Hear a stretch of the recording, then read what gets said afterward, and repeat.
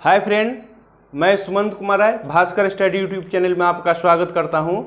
तो दोस्तों, हमारी जो इतिहास की सीरीज चल रही है उसकी अगली कड़ी हम देखेंगे। तो यहां तक हम देख चुके थे पाषाण काल की तीन अवस्थाएं जो थी, पूरा पाषाण काल, मध्य पाषाण काल और नव पाषाण काल। तो उसमें हम पूरा पाषाण काल के बारे में जानकारी ले चुके हैं। उसको आखेटक काल या खाद्य संग्राहक काल कहते थे, इसकी जानकारी हम ले चुके हैं। तो आगे जो बचा है दो, मध्य पाषाण काल, मीसोलिथिक, या इसमें भी मनुष्य मुख्य रूप से आखेटक के साथ साथ वो पशुपालक भी बन गए थे। और तीसरा नव पाषाण काल यानी नियोलिथिक काल, जिसमें मुख्य रूप से मनुष्य जो है वो खाद्य का उत्पादन प्रारंभ कर दिए थे, इसलिए इस काल को हम खाद्य उत्पादक काल के नाम से भी जानते हैं। क्लियर हो गया? तो आइए हम देखेंगे मध्य पाषाण काल। तो मध्य पाषाण काल के बारे में जानकारी सबसे पहले 1867 ईस्वी में सीएल कलाइल ने दिए थे। सीएल कलाइल ने 1867 ईस्वी में इसके बारे में सबसे पहले जानकारी दिए थे। बाद में यहाँ देखेंगे जीविका के रूप में। तो जीविका के रूप में मध्य पाषाण काल के लोग शिकार करना यानी आखेटक, और आखेटक के साथ साथ वो पशुपालन भी आरंभ कर दिए थे। तो अगर आपसे कोई क्वेश्चन पूछेगा कि मध्य पाषाण काल के जो लोग थे वो जीविका के लिए मुख्य रूप से किस पर आश्रित रहते थे, तो आपको आंसर हो जाएगा शिकार के लिए। वो शिकार के लिए वो आश्रित रहते थे। समझ गए? बाद में औजार की बात आती है तो वो लोग बहुत ही सूक्ष्म तथा छोटे प्रकार के पत्थरों का औजार बनाते थे, जिसको हम माइक्रोलिथिक के नाम से जानते हैं, माइक्रोलिथिक। और यहाँ पे पशुपालन की बात आई है तो पशुपालन के रूप में प्रथम साक्ष्य जो है भारत में आदमगढ़ मध्य प्रदेश और बागोर राजस्थान में पशुपालन का प्राचीनतम साक्ष्य मिला है। समझ गए? और भारत में मानव जीवाश्म की अस्थि पंजर की बात करें तो इसी काल का मिला हुआ सबसे प्राचीन है। मध्य पाषाण काल का जो मध्य पाषाण काल में भारत के मानव का अस्थि पंजर जो मिला है वो सबसे प्राचीन है, जो मध्य पाषाण काल में मिला था। यहाँ तक क्लियर हुआ? अब नव पाषाण काल के बारे में जानकारी लेंगे। तो नव पाषाण काल कहने से ही हमको ये मालूम हो जा रहा है कि नव पाषाण बोलने से नया अर्थात न्यू। तो ये यूनानी भाषा के एक शब्द है जिसको हम नियो या नवीन या फिर इसी को नया से परिवर्तित करके नव पाषाण आया है। इसमें मनुष्य जो है, यहाँ आप देख रहे हैं कि कृषि करना, पशुपालन, अस्थायी निवास, वो लोग घर भी बनाना स्टार्ट कर दिए थे। इसके बारे में जानकारी जो है डॉक्टर प्राइमरोज 1842 में दिए थे, और जो खोज किए थे वो लिंगसुगुर कर्नाटक में वो साक्ष्य उनको सबसे पहले मिला था। यानी नवपाषाणिक स्थल का खोज सबसे पहले भारत में डॉक्टर प्राइमरोज 1842 में लिंगसुगुर कर्नाटक में किए थे। क्लियर हो गया? और प्रथम प्रस्तर जो है, नवपाषाणिक काल के प्रथम प्रस्तर जो है, औजारों की जानकारी सबसे पहले ला मसूरिये ने 1860 ईस्वी में यूपी के टोन्स नदी घाटी से प्राप्त किए थे। क्लियर हो गया? वही कृषि साक्ष्य की बात करें तो कुलडीहवा इलाहाबाद यूपी से सबसे पहले चावल का साक्ष्य मिला था।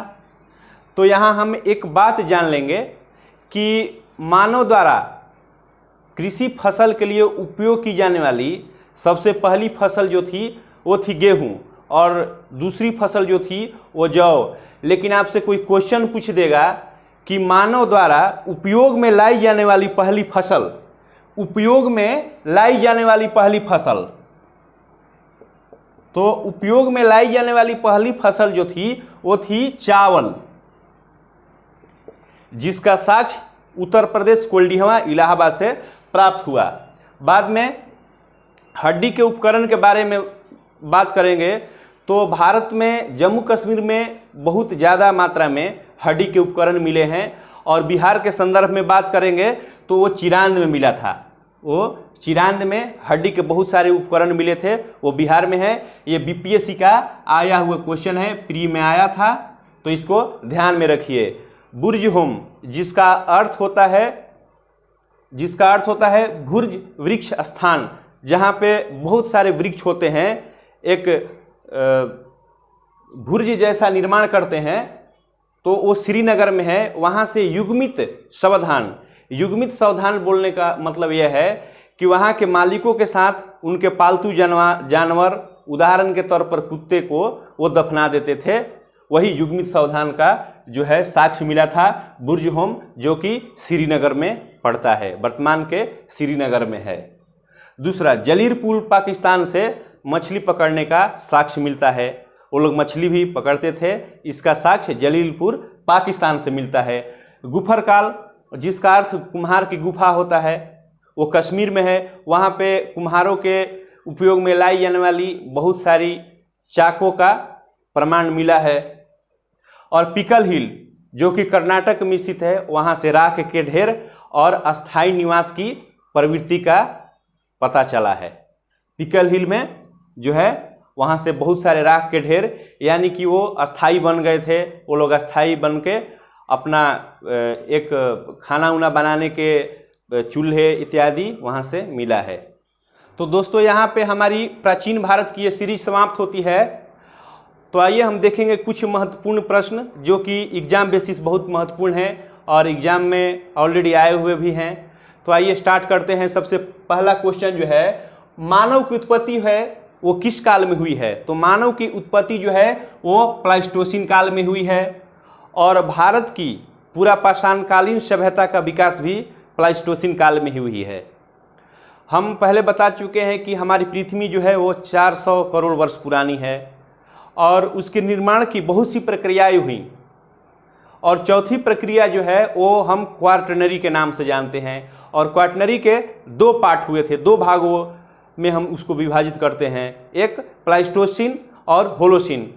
तो प्लाइस्टोसिन काल में ही जो है मानव की उत्पत्ति हुई है और हमारी पूरा पाषाणकालीन सभ्यता का विकास भी हुआ है। दूसरा क्वेश्चन पर आएंगे, पूरा पाषाण काल का जीविका का मुख्य आधार क्या था?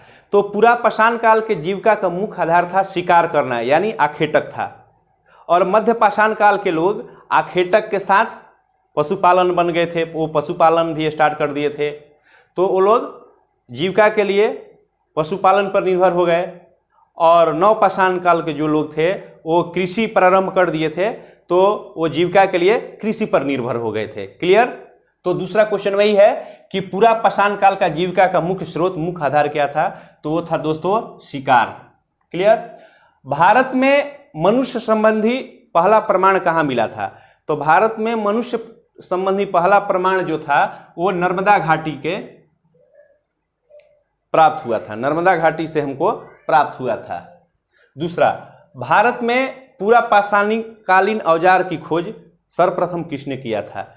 भारत में पूरा पाषाणकालीन औजार की खोज जो है 1863 में रॉबर्ट ब्रूसफुट ने किया था। Robert Bruce Foote 1863। क्लियर? ज्ञानी मानव जिनको हम होमोसेपियंस के नाम से भी जानते हैं, उनका उद्भव जो हुआ था आज से 30 से 40 हजार वर्ष पूर्व हुआ था। समझ गए?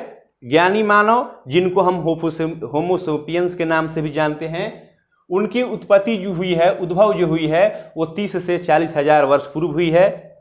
और इनसे पहले जो थे मानव जो थे, उनको हम प्राइमेट्स के नाम से जानते थे, वो मनुष्य सदृश बंदर थे। वो उनकी उत्पत्ति आज से 80 लाख वर्ष पूर्व हुई थी, और उन्हीं से बाद में हमारे ज्ञानी मानव यानी होमोसेपियंस का जन्म हुआ।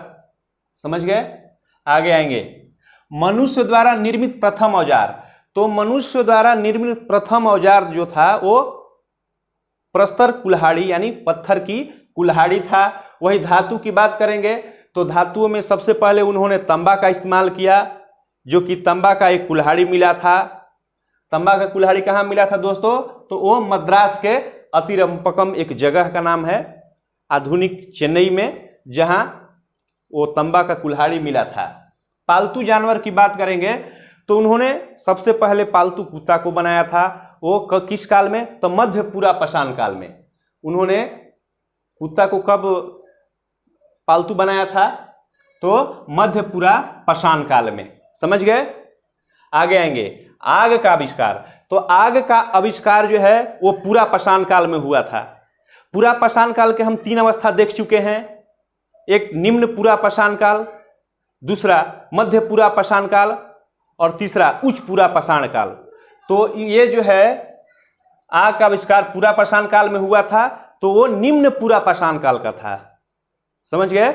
और उसका जो है प्राचीन साक्ष्य जो है चीन के एक जगह है चाओजुकोजियन, वहां हमको प्राप्त हुआ था। तो वो लोग जो है प्राचीन मनुष्य जो थे वो आग कैसे जलाते थे? तो चकमक नामक एक पत्थर होता था, चकमक नामक पत्थर को वो आपस में टकरा कर उससे वो आग उत्पन्न करते थे। तो आग का प्रथम प्राचीन साक्ष्य जो है वो चीन के चाओजुकोजियन में मिला था पूरा पाषाण काल में।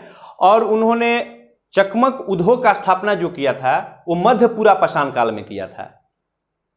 मध्यपुरा पाषाण काल में चकमक उद्योग, जिसे एक चकमक पत्थर होता था जिसे वो लोग आग उत्पन्न करते थे। समझ गए? आगे कृषि का आविष्कार। तो कृषि का आविष्कार जो हुआ था वो नवपाषाण काल में हुआ था, और उसका प्रथम प्राचीन साक्ष्य जो मिला था वो मेहरगढ़ मिला था पाकिस्तान में। मेहरगढ़ एक जगह है जो कि वो पाकिस्तान में पड़ता है, मेहरगढ़। समझ गए? आगे आएंगे, प्रागैतिहासिक काल की भीमबेटका गुफा जो है मध्य प्रदेश MP, भीमबेटका गुफा वो 1 लाख ईसा पूर्व पुरानी है। और वो कब की थी? तो वो दोस्तों थी मध्य पाषाण काल की, मध्य पाषाण काल की। और उसमें शैल चित्र जो बनाए गए थे तो वो मध्य पाषाण काल की थी। हम पहले पढ़ चुके हैं कि मानव ने चित्रकला का आविष्कार कब किया था? वो मध्य पाषाण काल में ही किया था। और वो उस गुफा की जो चित्रकारी थी, भीमबेटका गुफा की जो मध्य प्रदेश में स्थित है, वो मध्य पाषाण काल की चित्रकारी थी। क्लियर हो गए? कृषि के लिए अपनाई गई सबसे प्राचीन फसल गेहूं थी। कृषि के लिए अपनाई गई प्रथम फसल जो थी वो गेहूं थी, दूसरी जौ थी। लेकिन वही सबसे प्रयोग में लाई जाने वाली अनाज की बात करेंगे तो वो चावल हो जाएगा। सबसे प्रयुक्त अनाज जो थी वो चावल थी, जिसका भारत में प्राप्ति स्थल कोल्डिहवा यूपी में मिला था। समझ गए? चावल की प्राचीनतम जो प्राप्ति हुई थी भारत के यूपी में कोल्डिहवा, इलाहाबाद के पास है, उसमें मिली थी। समझ गए? और वो मछली पकड़ने का साक्ष्य उनको जो मिला था वो हमको जलीलपुर पाकिस्तान से प्राप्त हुआ था। जलीलपुर पाकिस्तान से मछली पकड़ने का साक्ष्य हमको मिला था। पिकल हिल कर्नाटक से राख का ढेर अस्थायी निवास।